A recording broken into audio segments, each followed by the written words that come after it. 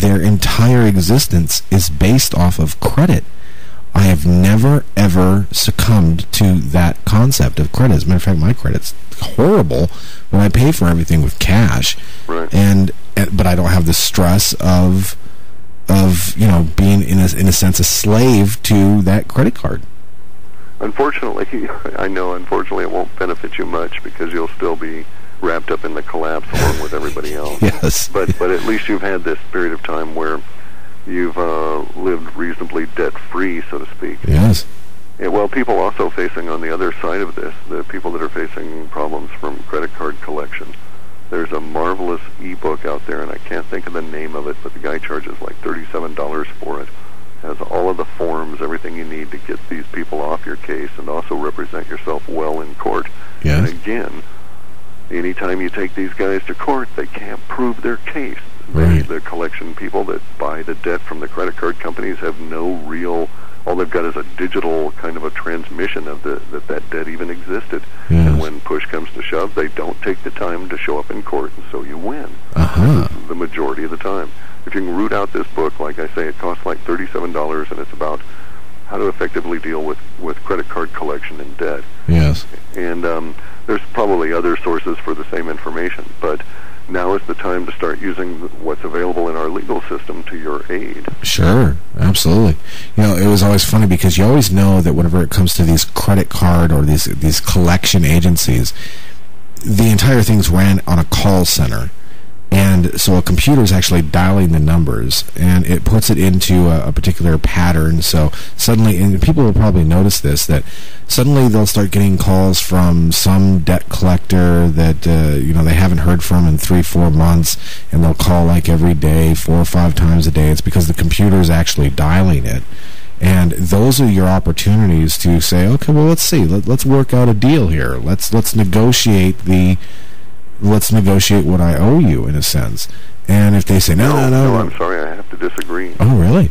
Yeah, my approach on that is that if you're being hassled by a third party or the collection has been sold, you need to stand up and refuse to pay. You need to fight these people in court, and it'll go away, because here's your problem.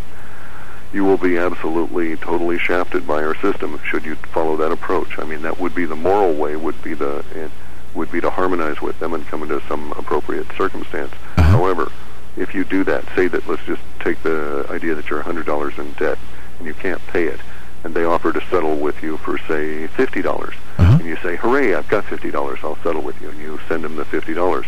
All is well and good. They send you a sheet of paper saying, okay, you don't owe us the $100 anymore. What you're unaware of is that the minute that they do that, the minute that they send you that letter and take your $50, they're also sending a 1099 to the government, and you will be taxed on the extra $50 there. Really? As though it were earned income for that year. And here's the real problem. They can add on any level of claimed fees and other kinds of collection extra funds that they want, and unless you dispute them, you are inherently agreeing to that. And so what they will do is this. They will say, oh, you owe $100, but with the extra interest and fees here, it's actually $150 or $200. And they get you real scared about that. Mm-hmm. So we'll settle for $50. And you say, oh, okay, fine. But because they've put the $200 down on paper, mm-hmm. when you settle, then you get that 1099, not for the 100, not for the 50 that you didn't settle for, but for the 150, which included their extra fees. Oh, my. And that's taxed as earned income that particular year. Not a good situation. Oh, so no, damned if you do, damned if you don't, if you play by the rules. That's the issue with the foreclosures as well, because now that the foreclosures have reached this stage, say that you've got into a situation where you bought a house for $800,000, and I'm just throwing out like West Coast kind of prices. Okay, so you've got a house that you've got $800,000 in debt on. The value of the house has now dropped, and you can't sell it. You haven't been able to sell it for the last year. You're being foreclosed on, and the foreclosure guys have got it listed at, say, $400,000. Under most circumstances, if they sell it before it actually goes through foreclosure, you are stuck with whatever the difference is between the level of debt you originally started, the $800,000, and whatever they can get for the house. So if they can sell the house, sell it out from underneath you in a foreclosure process without actually going through the county and without getting the foreclosure notice authenticated by the court in what's known as a non-legal proceedings foreclosure, then the real problem is for you as the householder is the following.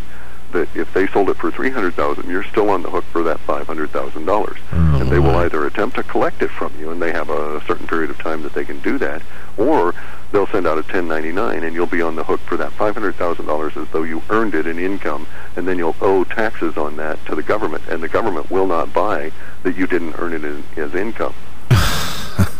You know, there was a story that came out of Milwaukee, Wisconsin, of a guy that had a vehicle sitting in his driveway that was not registered, no plates, no anything. A police officer came by, saw that it wasn't registered, ran the VIN, confirmed that it wasn't registered, left a ticket on his window, even though it was sitting in his driveway, for like $50 or something like that. And the guy refused to pay it. He said, no, screw that. It was sitting in my driveway. They eventually, of course, over time, if you don't pay the ticket, the price keeps going up. It went up to like $500 or $600, $700, something like that. And he still refused to pay it. He said, no, I'm not going to do it. They attached it as a tax onto his income tax. He refused to pay that. I think it was the income tax. Anyway, it ended up where it got so bad where they applied it to his home tax, and he refused to pay it, and they foreclosed on his home. They took his home over a ticket. Whenever I heard this, I nearly fell out of my chair, because this thing is not uncommon. It's happening every day.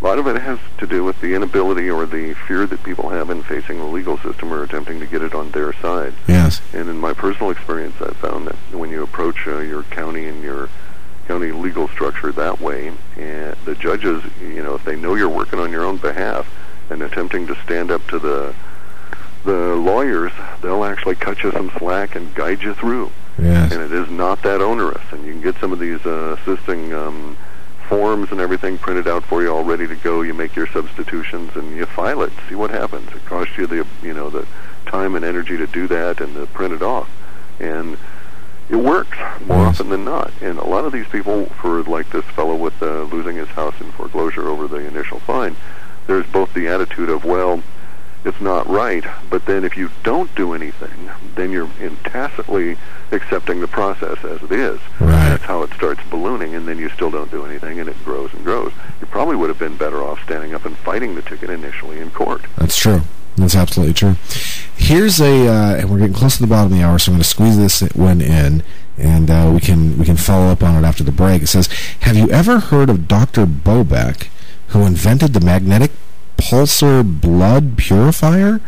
And do you find his technology valuable in the future for fighting infections? Any thoughts concerning colloidal silver's effectiveness?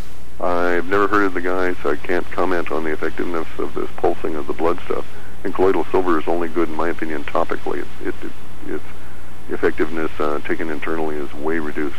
Really? What is it exactly? Colloidal silver. Yeah. Colloidal silver is silver that's been reduced to a nanoparticle that's less than 26 angstroms in size, or 26 picometers, whichever scale you use. And it's silver is an interesting substance because it's a pathogen. It kills almost all kinds of parasites or bacteria or viruses. It has a huge range of effectiveness. I think 600 subspecies of bacteria alone can be killed by it. Really? The superbug is killed instantly if you'll use silver-plated handles in your hospital, that kind of thing. So it's tremendous in that regard, but topically. Internally, it has tendency to start binding with cells and not really end up where you need it. So if you had an internal infection in a bone in the foot and you drank the silver water, you might have to drink considerable amounts to get enough to circulate that it would be used down there, because you house so much in the way of bacteria that it gets like used up before it can get there. I see. I've just been corrected. It's Bob Beck, not Bobek. Still doesn't mean anything to me. It's never anything I've run across. Okay. All right, we're at the bottom of the hour. I'm going to field more questions when we'll return. I do promise. Welcome back, Cliff. Thank you much. Here is a question that is, it kind of hits on something that we were talking about earlier in the week here in the studio. It says, do you know how to detoxify heavy metals out of the body with herbs, and or how to remove fluoride from our bodies? Yeah, fluoride is an interesting substance, if it's actually bonded with the body in the sense of bone and this kind of stuff, then it's awful hard to get it to kick loose. Soft tissues, in terms of, it's one of the main causes for the calcification of the pineal gland, is the introduction of fluoride. It is theoretically possible to get rid of it. There's the chelation. So the answer is yes, I know how to do it. There's basically two approaches. One is harsh on the body, and that's chelation, and that uses a combination of herbs to basically get the body to send all the metals to the alimentary canal, which is the esophagus, through to the anus, and then you get rid of it by excreting it. The other approach, of course, is to instantly stop all the fluoride coming on through. It's less harsh, it takes longer, and it involves an Ayurvedic, and that's A-Y-U-R Vedic, V-E-D-I-C. It's a Hindu style of medicine.